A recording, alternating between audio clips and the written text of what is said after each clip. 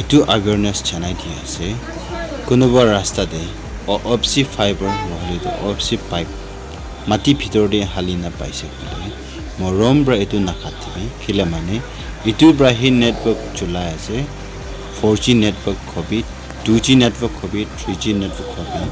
এটো জানকাৰী থাকলে কাৰণে বস্তি মানুহখান টাউন মানুহখান সব কে জানাই দি আছে পাৰা তাক ভাল ব্ৰা চাবলে ভাল ব্ৰা কেয়াৰ কৰিলে কাৰণে জানাই দি আছে